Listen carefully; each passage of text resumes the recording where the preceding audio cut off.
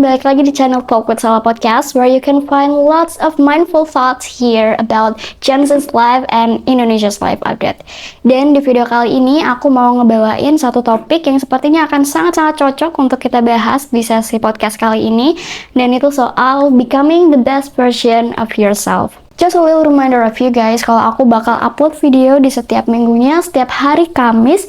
Jadi pastiin kalian gak ketinggalan updatean terbaru aku dengan cara subscribe channel ini dan bunyiin notification bellnya. Kalau ngomongin becoming the best version of ourselves, kadang ada kalanya kita tuh merasa ingin sekali memberikan yang terbaik untuk diri kita sendiri. Tapi di setiap proses yang kita jalanin, sometimes ada rasa kita itu masih terlalu sering untuk mengecewakan diri sendiri.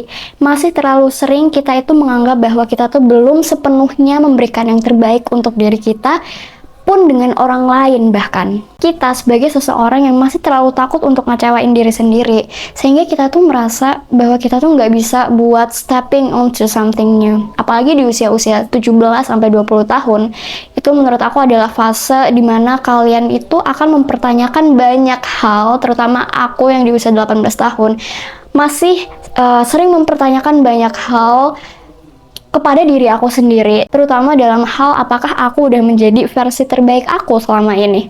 When I was at 17, lebih tepatnya setahun yang lalu, I was just realize something, bahwa untuk menjadi versi terbaik kita itu bukan berarti kita harus membandingkan diri kita sendiri dengan versi diri kita yang lama, atau juga bukan kita itu membandingkan diri kita dengan orang lain. Bagi aku sendiri, diri aku di versi yang lama itu merupakan versi terbaik aku.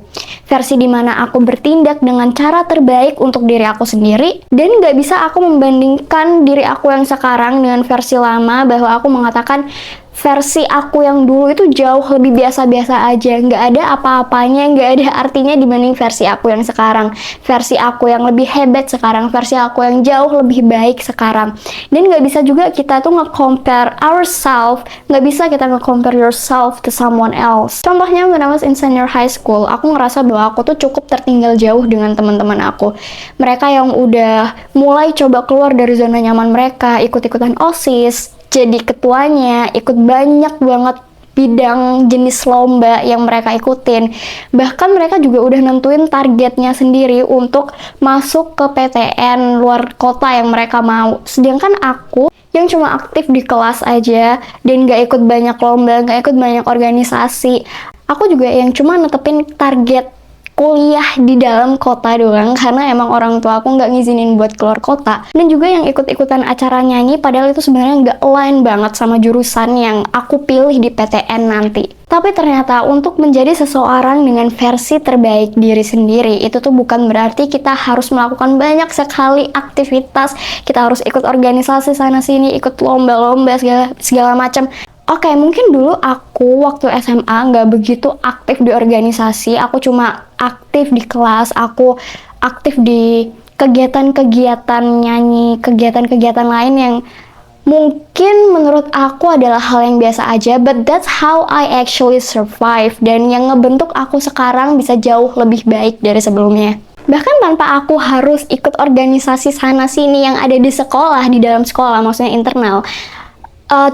Lumayan cukup banyak teman-teman dan juga guru-guru yang sebenarnya tetap masih notice kalau oke, kamu tuh anaknya cukup pinter, kamu tuh anaknya cukup aktif ya ternyata. Well, tapi di sini aku nggak mau nyuruh kalian untuk jangan aktif di sekolah, jangan aktif di kegiatan-kegiatan organisasi internalnya sekolah. Aku cuma mau bilang ke kalian bahwa oke, mungkin semua usaha yang aku lakuin itu terlihat kayak biasa-biasa aja di mata aku, tapi ternyata hasilnya, efeknya itu tuh malah sangat-sangat besar buat orang lain, sangat-sangat membuat orang lain itu juga cukup termotivasi, karena semua kegiatan-kegiatan yang aku lakuin dan yang aku anggap sebenarnya itu tuh bukan apa-apa. Dan buat kalian semua yang mungkin masih mikir, aku dulu tuh nggak bisa seaktif anak-anak lainnya, aku biasa-biasa aja dulu, bla bla bla. Well, mungkin bagi kamu itu adalah suatu kegiatan yang sangat normal, suatu kegiatan yang tidak ada apa-apanya, tapi kegiatan itu yang bikin kalian survive di lingkungan sekolah, yang bikin kalian survive selama ini dan ngebentuk diri kalian sekarang. Banyak banget orang yang merasa bahwa kelemahan kita itu adalah suatu hal buruk yang kita punya, suatu hal-hal jelek yang tidak bisa kita ubah, yang tidak bisa kita jadikan sebagai suatu pembelajaran. Tapi tahu nggak sih, dengan kita, oke, mungkin sekarang kamu nggak bakal agree with me, tapi you're gonna thank me later, dan kamu bakal balik lagi ke video ini. Aku cuma mau bilang bahwa oke, mungkin kelemahan kita sekarang adalah suatu hal yang paling buruk, dan kenapa kita harus punya titik lemah gitu loh sebagai manusia. Padahal kita harus bisa dan harus siap mental untuk berkompetisi sama orang lain, sama orang-orang yang jauh lebih hebat mungkin daripada kita semua.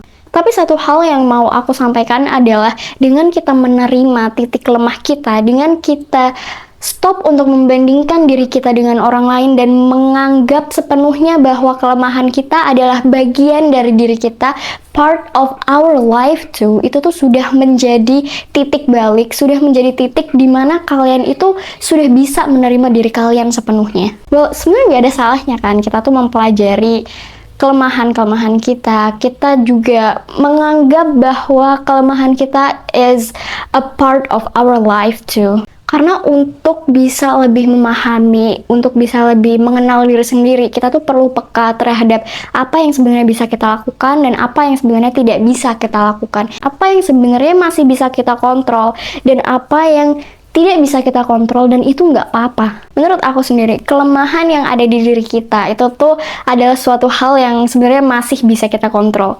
Why that I can say that? Karena buat aku sendiri, when I feel that I'm not good enough, aku masih bisa menjadikan hal itu sebagai motivasi aku, sebagai bentuk dorongan bahwa aku tuh bisa doing something better. So aku harap kita bisa sama-sama belajar buat terus accepting ourselves, terus menerima diri apa adanya, dan menjadikan suatu hal yang menurut kita sendiri mungkin itu nggak baik, tapi kita olah itu, kita ubah itu menjadi suatu hal, sesuatu yang mendorong kita untuk terus memberikan versi terbaik untuk diri kita sendiri. Dan of course, semoga kalian suka sama video ini. Also, don't forget to click subscribe down below buat mastiin kalian gak ketinggalan updatean video terbaru aku. Thank you, bye!